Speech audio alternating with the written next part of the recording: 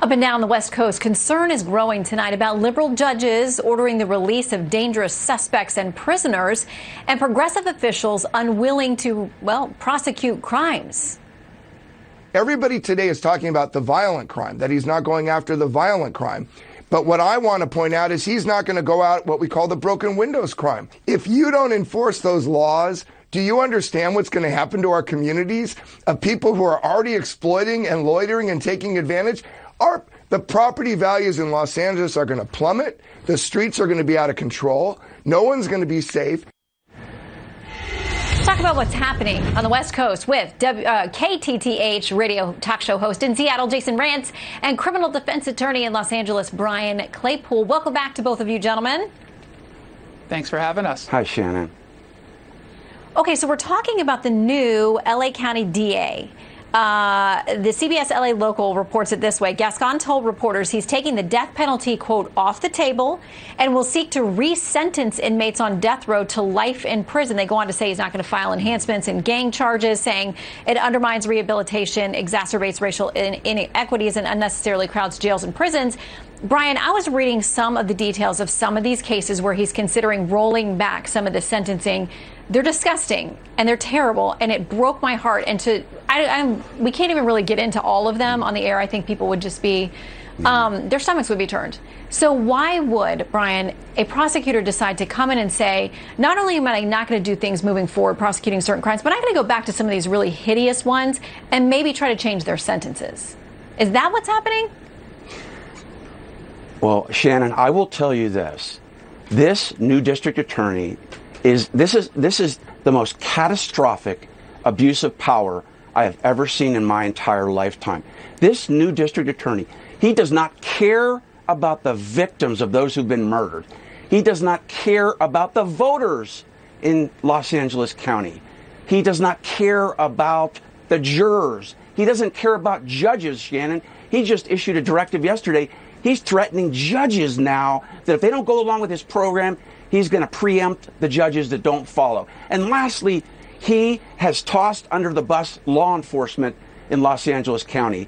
I mean, this, Shannon, is not criminal justice reform, as he states it is. This is criminal justice carnage.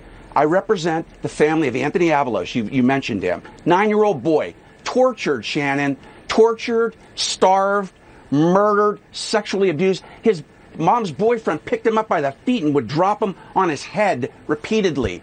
The mom was charged with murder, and she was facing life without possibility of parole. Boyfriend, murder, and the death penalty. And guess what this new district attorney did? He came in and said, I'm taking off the table the death penalty, and I'm taking off the table intentional murder by torture. So guess what? This guy can walk the streets again now. It is really hard to believe. He says that his positions are being mischaracterized. There's misinformation out there and fear-mongering. So that's his side of the story. Now, Jason, I know that you're also covering a judge in Seattle that is releasing dangerous suspects without bail. I mean, what's going on here? I mean, why are we tilting in favor of... Now, listen, if you're suspect and you're accused and you haven't been tried yet, that's one thing. But when you're accused of certain crimes, there's a reason that there's bail in many of these cases. Yeah, I mean, look, we've been focusing a lot on the DAs, and certainly here in King County and Seattle, we have that same exact problem, but it's also a focus on the judges. They've swung so far to the other side in response to a complaint that we are over-incarcerating. I think that there's a valid point to be made in some circumstances, but you can't go to the point where you're just releasing everyone. Just within the last couple of weeks, a judge, her name is Lisa Paglasati, she released 2 what I believe to be dangerous suspects. I mean, we're talking in one case, a suspected drug dealer who was caught by police with 176 grams of meth, 96 doses of Suboxone, which is sold as a street drug as heroin, 10 grams of heroin, mushrooms, cash. I mean, this is a guy who should not have been released. And yet, not only was he released, there was no bail whatsoever. And we have these conversations about, where they end up going, because these aren't just about the homicides, right? These aren't just about murder victims or murderers, but these small problems, these small criminals, they start to escalate. And then before you know it, when you've got someone who's been in the system for very, very long, they start to escalate their own crimes. And then before you know it, it does become something very, very serious because we've refused to get them the help that they need. And since they're not taking the help that we're offering, we also refuse to put them in jail. And so what are we supposed to do? I mean, from a Seattleite's perspective or a Los Angelino, people are just sitting there waiting to become victims. And that's obviously not fair to any of us. Quick final word to you, Brian, also about the fact that in Orange County, we've got an order to release more than 1,800 folks that are suspects or convicts. Very quickly, the sheriff there says these are some of them very dangerous people.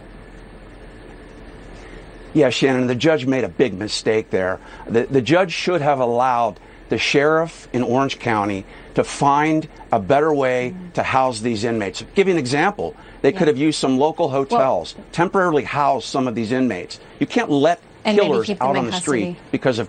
Yeah, we got to leave it there so we don't get cut off. But Brian and Jason, please keep us updated on all these stories. We're going to keep following.